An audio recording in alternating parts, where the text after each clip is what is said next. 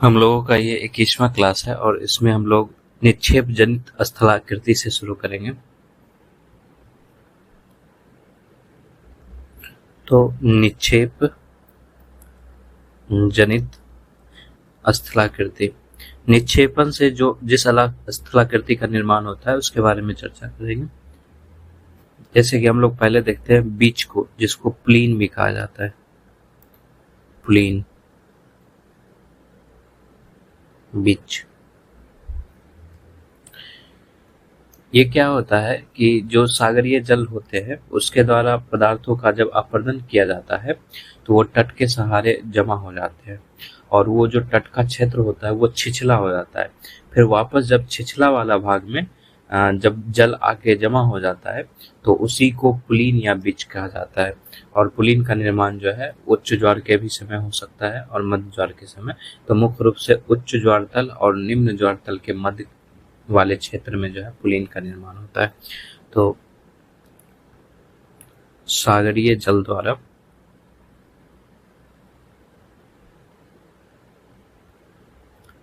अपरदित पदार्थों का कुछ भाग तट के सहारे जमा हो जाता है, जिससे तट का कुछ क्षेत्र छिछला हो जाता है।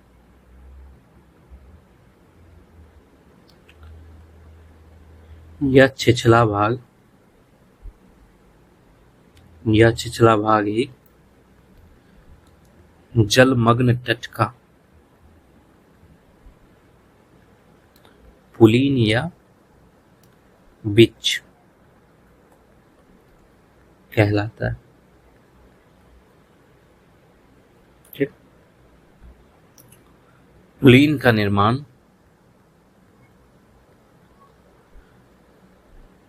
उच्च ज्वार तल तथा निम्न ज्वार तल के मध्य होता है। निम्न ज्वार तल के मध्य के क्षेत्र में होता है। ठीक,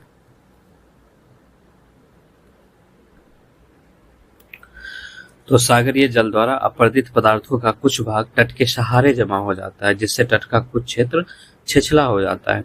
यह छिछला भाग ही जलमग्न तट का पुलीन या बीज कहलाता है। पुलीन का निर्माण उच्च ज्वार तल या निम्न ज्वार तल के मध्य वाले क्षेत्र में होता है। इसी तरह एक होता है कश्व पुलीन। कश्व पुलीन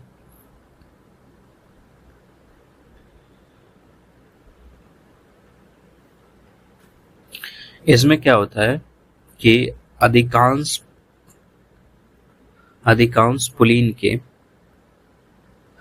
सागरवर्ती भाग में रेत, बजरी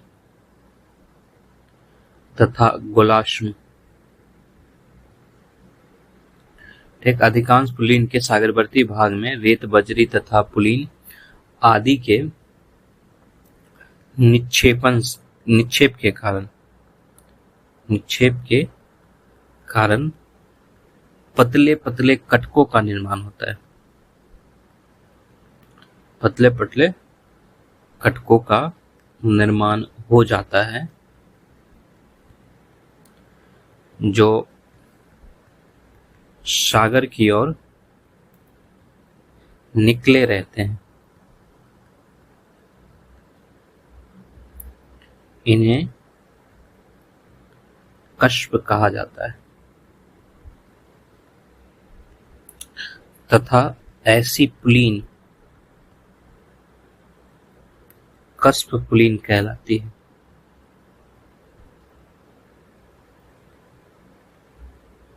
ठीक, तो कश्व पुलीन क्या होता है कि अधिकांश पुलीन के सागरवर्ती भाग में रेत, बजरी तथा गुलाश्म आदि के निक्षेप के कारण पतले पतले कटकों का निर्माण हो जाता है जो सागर की ओर निकले रहते हैं, इन्हें कश्प कहा जाता है।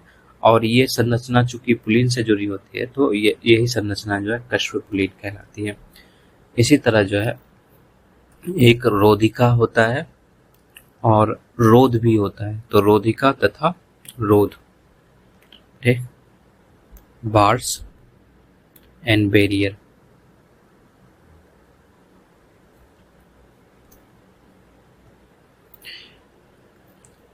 जब तरंगों तथा धाराओं द्वारा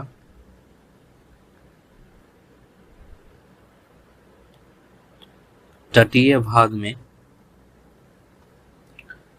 कटक या बांध सदृश संरचना निर्मित होती है, तब इसे रोधिका कहा जाता है।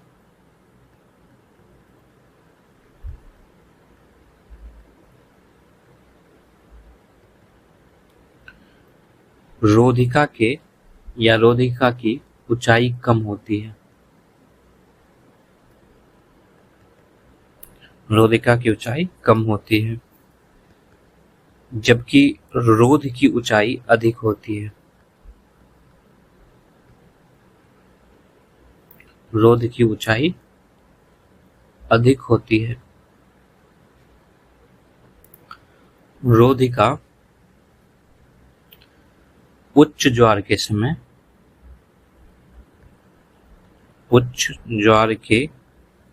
समय सागर जल में डूब जाती है।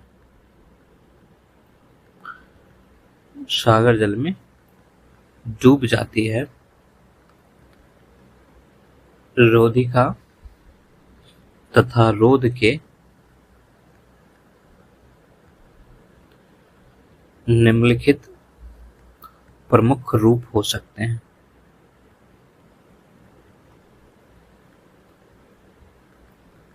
ठीक, जब तरंगों तथा धाराओं द्वारा तटीय भाग में कटक या बांध सदृश संरचना निर्मित होती है, तब इसे रोधिका कहा जाता है। रोधिका की ऊंचाई कम होती है, जबकि रोध की ऊंचाई अधिक होती है। रोधिका उच्च ज्वार के समय सागर जल में डूब जाती है। और रोधिका के क्या क्या रूप होते हैं, जैसे कि एक होता है अपतट रोधिका, ऑफशोर वार्स, जैसा कि ये नाम से ही पता चल रहा है, जब तट से दूर असंबद्ध रूप में प्रायः तट के समानांतर रोधिका का निर्माण होता है,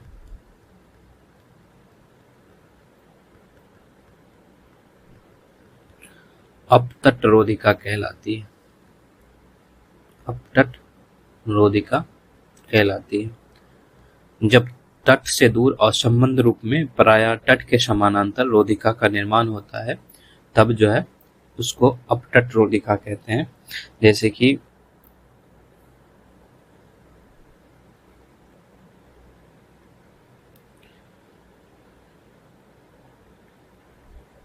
ये वाला भाग हो जाएगा।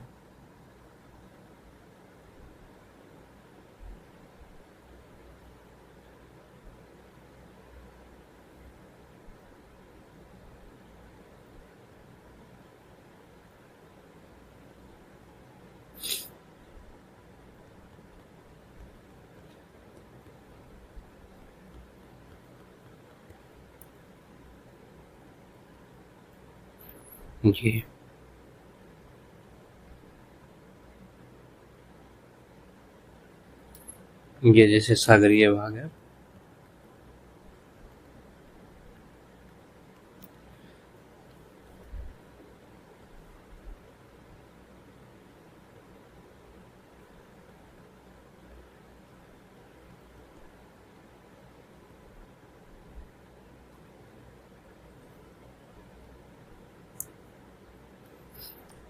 ये जैसे कि स्थलीय भाग हो गया,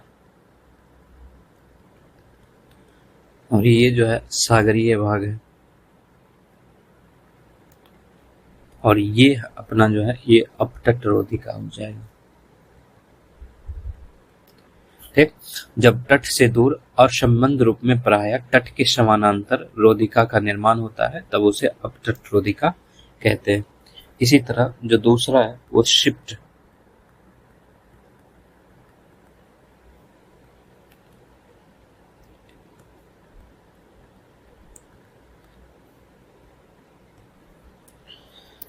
जब रोधिका इस प्रकार निर्मित होती है, इस प्रकार निर्मित होती है कि इसका एक भाग तट के शीर्ष स्थल से जुड़ा होता है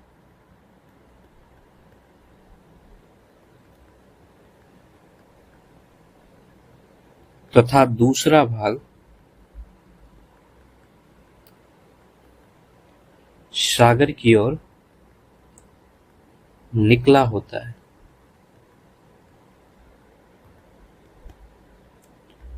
स्पीड कहलाती है। स्पीड क्या होता है? जब रोधिका इस प्रकार निर्मित होती है कि इसका एक भाग तट के शीर्ष स्थल से जुड़ा होता है तथा दूसरा भाग सागर की ओर निकला रहता है, स्पीड कहलाती है। जैसे कि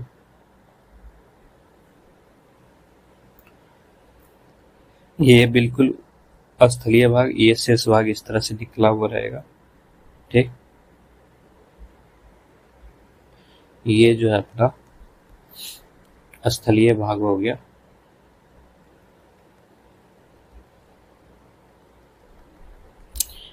इसी में इस तरह से एक संरचना आके जुड़ जाती है। तो ये जो है स्थल भाग हो गया, ये सागरीय भाग है।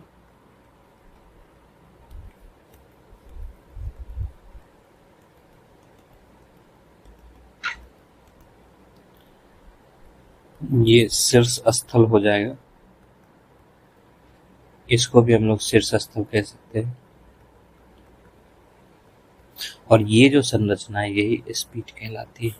ठीक, तो जब रोधिका इस प्रकार निर्मित होती है कि इसका एक भाग तट के शीर्ष स्थल से जुड़ जाता है, जो नीचे दिख रहा है शीर्ष स्थल, उससे जुड़ जाता है, तो तथा दूसरा भाग सागर की ओर निकला रहता है, उसी को स्पीड कहते हैं। इसको ना एक नाम और दिया गया है, जैसे स्पीड को ही जो है ना भूजिह्वा भी कहा जाता है। भूजिह्वा भी स्पीड को कहते हैं। ठीक, इसके बाद हम लोग देखते हैं हुक को।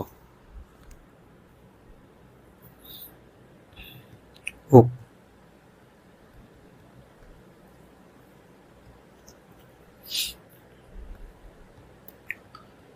तूफानी तरंगे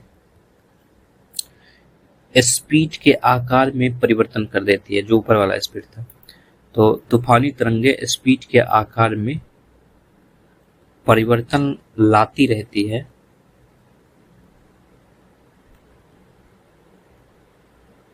कुछ तरंगे जहां निक्षेपण के द्वारा स्पीड का निर्माण करती है,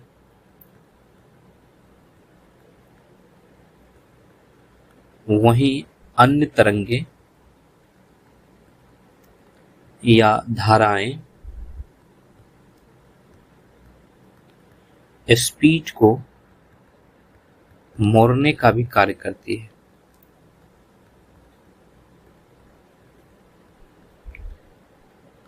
जब मोड़ने वाली तरंगे प्रभावी हो जाती है तब स्पीड के मुड़ने से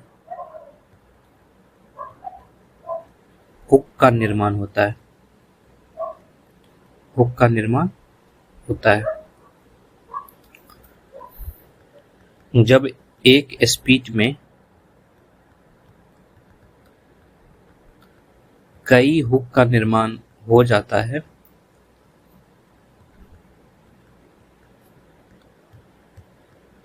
तब उसे मिश्रित हुक कहा जाता है। मिश्रित हुक यानी कि कंपाउंड हुक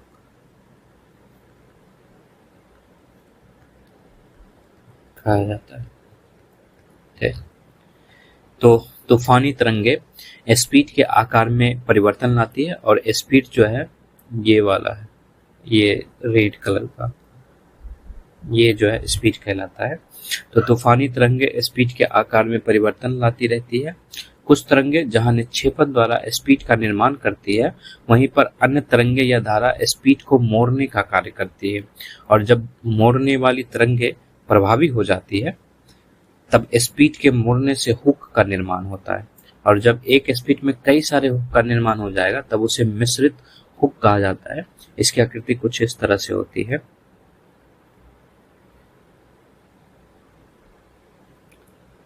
जैसे ये स्थलीय भाग है, यहाँ इसका शीर्ष भाग ये निकला, ठीक, इसी में जो है स्पीड का निर्माण होगा ऐसे इस, और मान लेते हैं और एक दो स्पीड और बन गए, ठीक है,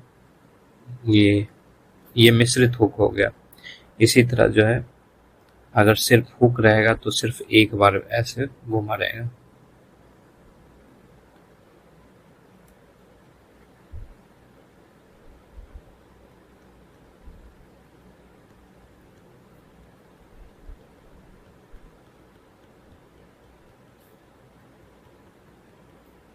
ठीक।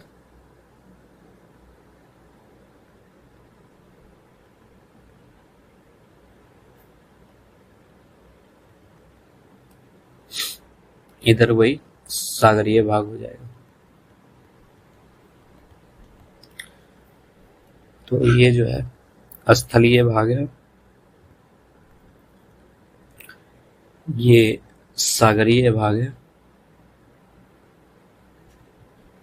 इसको हम लोग मिश्रित हुक कहेंगे क्योंकि इसमें कई सारे हुक का निर्माण हो रहा है, और इसको हम लोग सिर्फ हुक कहेंगे।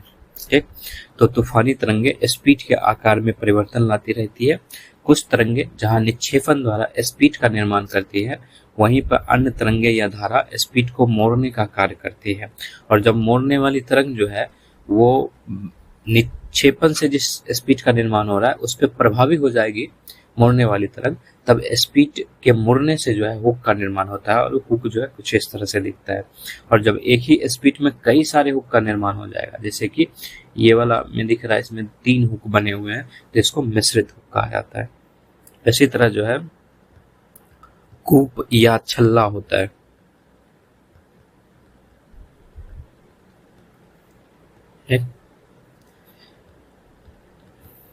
जब तरंगों की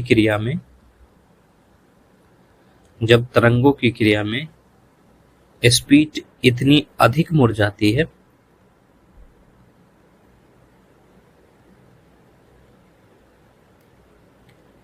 कि वह तट से जाकर जुड़ जाती है,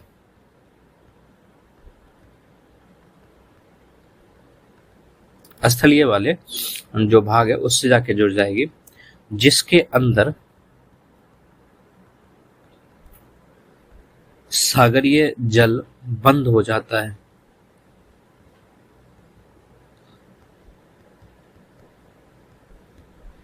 उसे कूप या छल्ला कहते हैं। ठीक, उसे कूप या छल्ला कहा जाता है। तो इसकी आकृति जो है कुछ इस तरह से बनेगी। जब तरंगों की क्रिया में स्पीड इतनी अधिक मुड़ जाती है कि वो तट से जाके जुड़ जाती है और उसके अंदर सागरीय जल बंद हो जाता है, तब उसे कूप या छल्ला कहते हैं। जैसे कि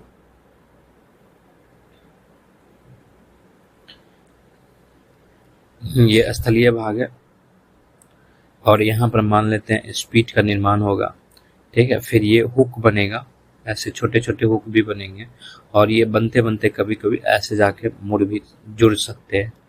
ठीक है, ये जुड़ गया। इधर जो है सागरीय भाग है,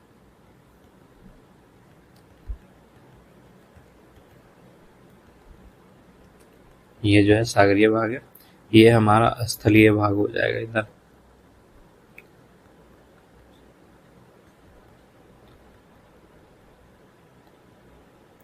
सिर्फ इतना ही नहीं होगा, इसके बीच में जो है पानी भर जाता है। ठीक, इसी को जो है कूप या छल्ला कहा जाता है। तो ये स्थलीय भाग हो गया अपना, ये जो है सागरीय भाग हो गया, और ये जो है कूप या छल्ला हो जाएगा। ठीक,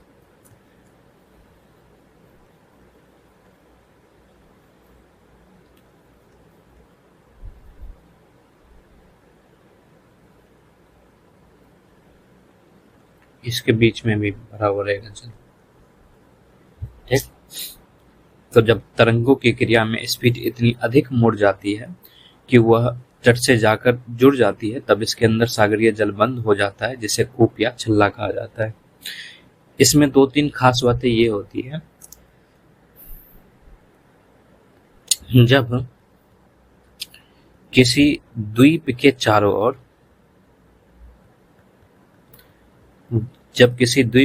तरफ स्पीच का निर्माण होता है, तब जो है उसको लूप रोधिका कहा जाता है। तो वो जो है लूप रोधिका कहलाती है।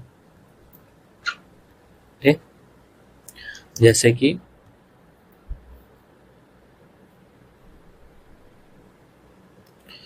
वही सेम आकृति रहेगी, ये जैसे छल्ले का निर्माण हो गया इस तरह से। ये मान लेते हैं कोई द्वीप था, ठीक है, और इसमें जो है इस तरह से रोधिका बनी है। ठीक, ये हमारा स्थलीय भाग है।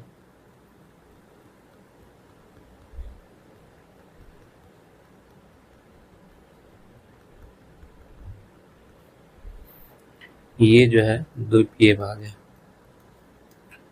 और ये जो है रोधिका हो जाएगी। और चूंकि ये द्वीप के चारों तरफ इसका निर्माण हो रहा है, तो इसीलिए इसको लूप रोधिका कहेंगे। तो ये हमारा जो है स्थलीय भाग हो गया। ठीक है, ये कूप या छल्ला हो गया। ठीक, और ये जो है हम लोगों का सागरीय भाग हो जाएगा। ये जो है सागरीय भाग हो जाएगा। ये जो है द्वीप है, और इसको जो है हम लोग लूप या रोधिका कहेंगे।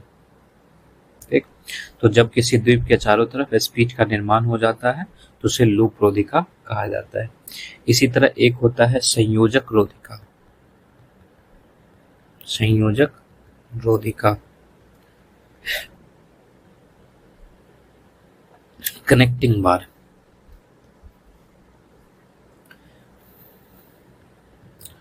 जब तट के सहारे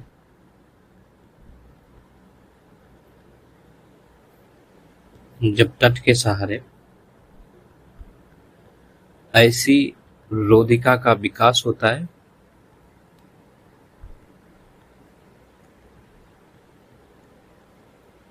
जो दो शीर्ष स्थलों या दो द्वीपों को जोड़ती है,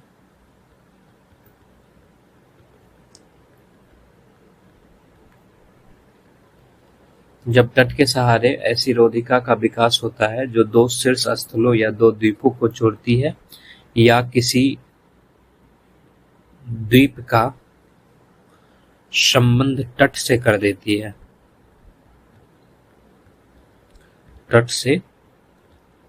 देती है, उसे संयोजक रोधिका कहते हैं। संयोजक रोधिका कहते हैं। तथा इसके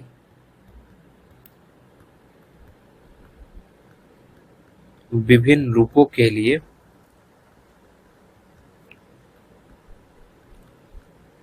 अलग अलग नाम प्रयुक्त किए जाते हैं। ठीक, इसमें थोड़ा सा और लिखना है। तट से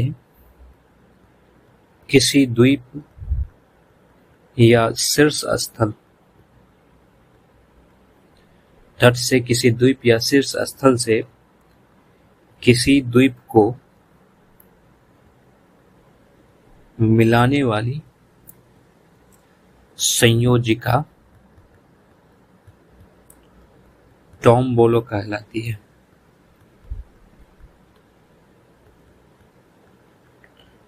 तट से किसी द्वीप या शीर्ष स्थल से किसी द्वीप को मिलाने वाली संयोजिका टोम्बोलो कहलाती है। जब शीर्ष स्थल के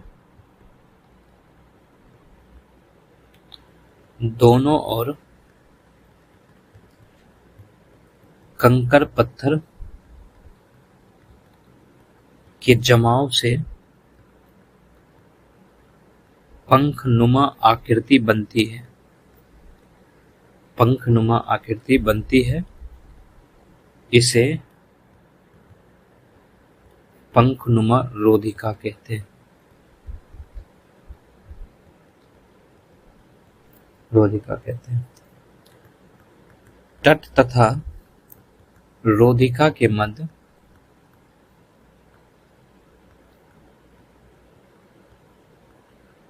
महासागरीय जल के भरने से लैगून का निर्माण होता है।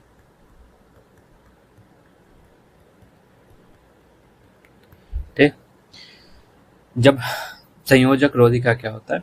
जब तट के सहारे ऐसी रोधिका का विकास होता है जो दो शीर्ष स्थलों या दो द्वीपों को जोड़ती है या किसी द्वीप का संबंध तट से कर देती है, तो उसे संयोजक रोधिका कहते हैं। और इसके विभिन्न रूपों के लिए अलग अलग नाम प्रयुक्त किया जाता है, जैसे कि तट से किसी द्वीप या शीर्ष स्थल से किसी द्वीप को मिलाने वाली संयोजिका को टोम्बोलो कहते हैं। जब शीर्ष स्थल के दोनों ओर कंकर पत्थर के जमाव से पंखनुमा आकृति बनती है तो उसे पंखनुमा रोधिका कहते हैं। और तट और रोधिका के मध्य महासागरीय जल के भरने से लैगून का भी निर्माण इसमें होता है, जैसे कि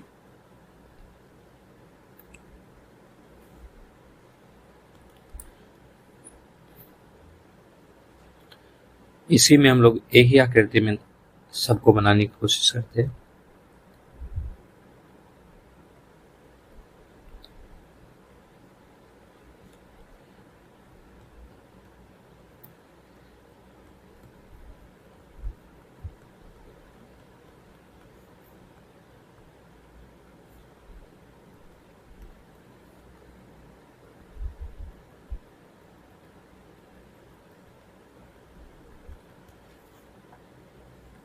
यहाँ द्वीप मान लेते हैं।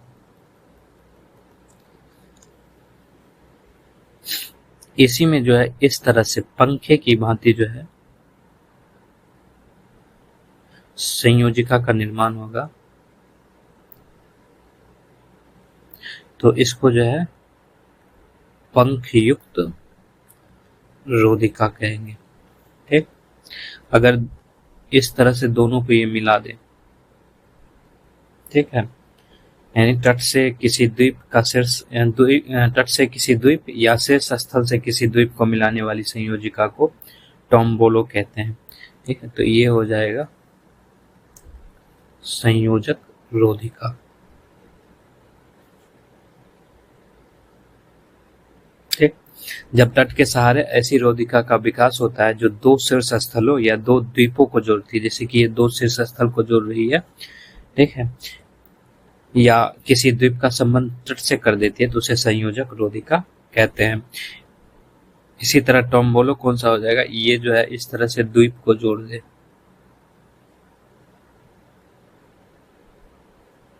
तो इसको जो हम लोग टोम्बोलो कहेंगे। ये हमारा द्वीप है, ये जो है सागरीय भाग है, ये जो है स्थलीय भाग हो जाएगा। और यहाँ पर जो एक झील का भी निर्माण होगा, ठीक, इसी को जो है लैगून कहेंगे। ठीक, तो जब तट के सहारे ऐसी रोधिका का विकास होता है जो दो शीर्ष स्थलों या दो द्वीपों को जोड़ती है या किसी द्वीप का संबंध तट से कर देती है, तो उसे संयोजक रोधिका कहते हैं, जो यहाँ पे दिख रहा है ये। ठीक, ये संयोजक रोधिका है।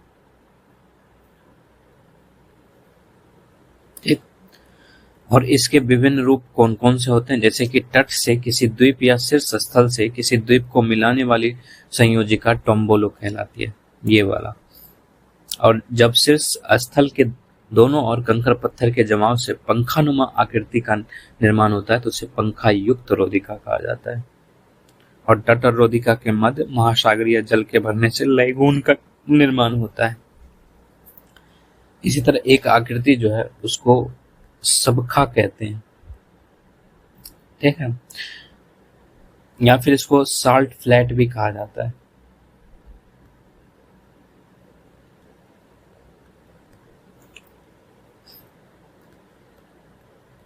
शुष्क उष्ण कटिबंधीय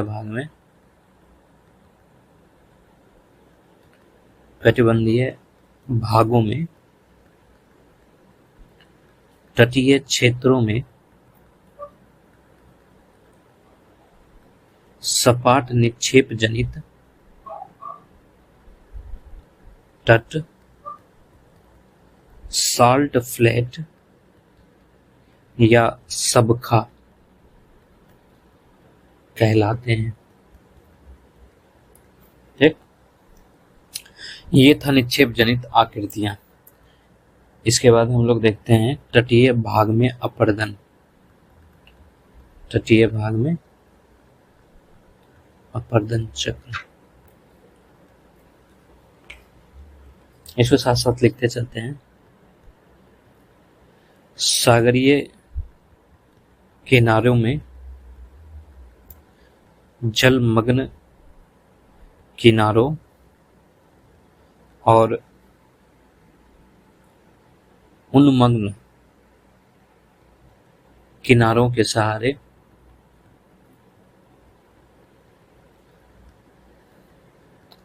अलग अलग अपर्दन चक्र का विकास होता है। ठीक, सागरीय किनारों में जलमग्न किनारों और उन्मग्न किनारों के सहारे अलग अलग अपर्दन चक्र का विकास होता है, जैसे कि जलमग्न किनारों पर अपर्दन चक्र, जलमग्न किनारों पर अपर्दन चक्र। जब किनारे सागर तल से नीचे चले जाते हैं तब इन्हें जलमग्न किनारा कहा जाता है। ठीक, जब किनारे सागर तल से नीचे चले जाते हैं तब इन्हें जलमग्न किनारा कहा जाता है। और जलमग्न किनारा जो है दो तरीके से हो सकता है, तो जलमग्नता या जलमज्जन दो तरीके से हो सकता है। एक तरीका तो हो जाएगा सागरीय किनारे के अवतलन द्वारा, और दूसरा जो है हो जाएगा सागर तल में वृद्धि द्वारा। ठीक, इन दोनों से जो है जलमग्नता या जलमज्जन हो सकता है। जलमग्न किनारा या तो रिया तट होता है या फ्योर्ड। एक जलमग्न किनारा विभिन्न अवस्थाओं से गुजरता है तथा अवस्था संबंधित स्थलाकृतियों का विकास होता है। और हमने स्थलाकृतियों को देख चुके हैं किस तरह की स्थलाकृतियां बनती है। तो जलमग्न किनारा या अपर्दन चक्र, जलमग्न किनारों पर अपर्दन चक्र क्या है कि जब किनारे सागर तल से नीचे चले जाते हैं तब इन्हें जलमग्न किनारा कहा जाता है। और जलमग्नता या जलमज्जन जो है दो तरीके से होता है, एक जब सागरीय किनारे का अवतलन हो जाता है, या दूसरा सागर तल में वृद्धि के द्वारा जो है जलमग्नता या जलमज्जन होता है। जलमग्न किनारा या तो रिया तट होगा या फ्योर्ड होगा।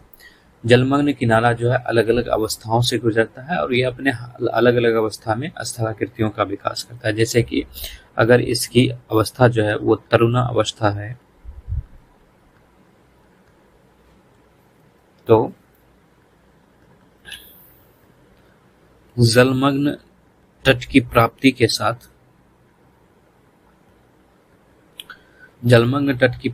साथ ही अपर्दन प्रारंभ हो जाता है।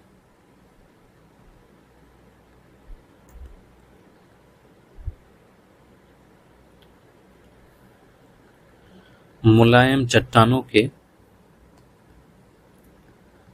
अधिक कटने और कठोर चट्टानों के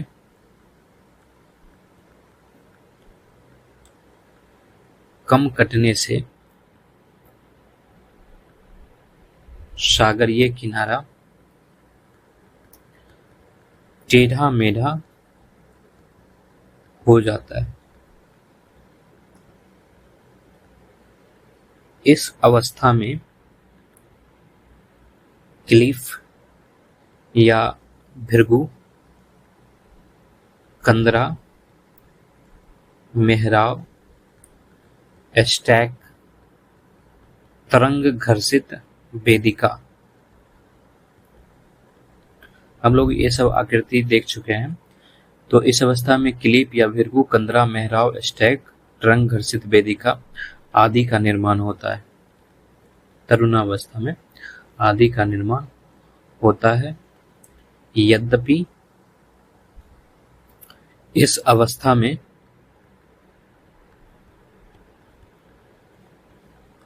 अपर्दन ही प्रमुख होता है,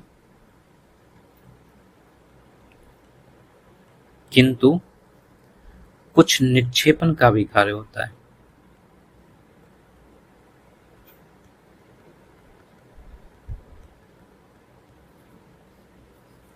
और निक्षेपण के अंतर्गत क्या होगा, तो इसके अंतर्गत वही पुलीन बनेगा, वो भी अस्थायी रहेगा।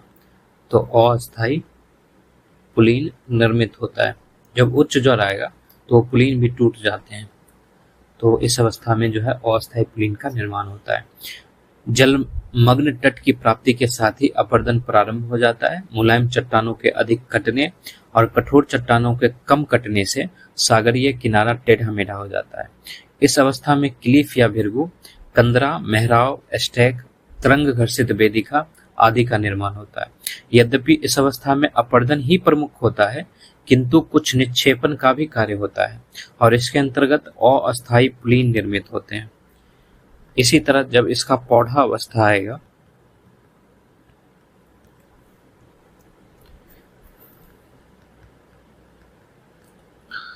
पौधा अवस्था में तरुणा अवस्था की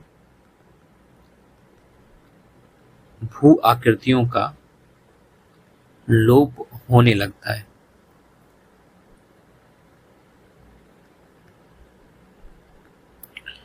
क्लिफ का अपर्दन व अपक्षय होने से ये पीछे हटते जाते हैं।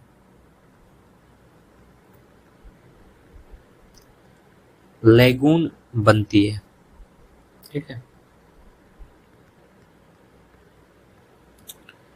किंतु ये दलदल में बदलने लगता है।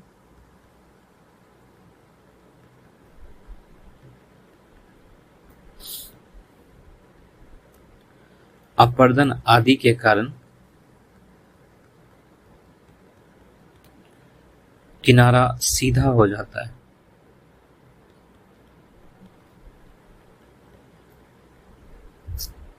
ठीक, वृद्धा अवस्था अपर्दन द्वारा या वृद्धा अवस्था अपर्दन द्वारा समीपी स्थल खंड सागर तल के बराबर हो जाते हैं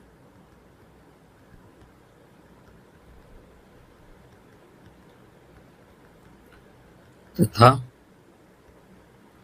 उच्चावच अत्यंत निम्न हो जाता है। ठीक है। पौधावस्था में क्या होता है कि पौधावस्था में तरुणा अवस्था की भू आकृतियों का लोप होने लगता है, जो जो वहां पे बनता है उसका लोप होने लगेगा। क्लीफ का अपर्दन या अपक्षय होने से पीछे हटने लगते हैं। लैगून बनती है लेकिन वो भी दलदल में बदलने लगेगा, और अपर्दन की वजह से जो किनारा है वो बिल्कुल सीधा हो जाएगा। और जो वृद्धा अवस्था में अपर्दन होगा उससे समीपी जो स्थल खंड है, ठीक है, वो सागर तल के बराबर हो जाता है और उच्चावच जो है अत्यंत निम्न हो जाएगा। ठीक है। यहाँ पर जो है हम लोगों का ये चैप्टर समाप्त हो जाता है। इसके बाद हम लोग जो है अगला चैप्टर देखेंगे जो हो जाएगा भू आकृतिक चक्र। ठीक है, या यानी एवं दृश्य भूमि विकास की संकल्पना।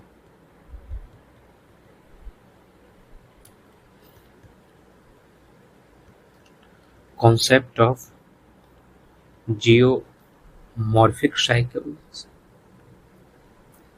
And landscape development. इसको हम लोग शुरू करेंगे। देखो, जो भू आकृतिक है, हम लोगों ने देखा था कि संरचना प्रक्रम और प्रावस्था या फिर अवस्था का प्रतिफल होता है, और इसमें डेविस के जो भू आकृति के विकास थे उसमें 3 कारकों को उन्होंने मूलभूत बताया था, और जिसके बारे में उन्होंने लिखा था कि स्थलाकृति संरचना प्रक्रम और अवस्था का प्रकार होती है, और इसे जो है डेविस का त्रिकूट भी कहा जाता है, जिसकी चर्चा हम लोग आगे करेंगे।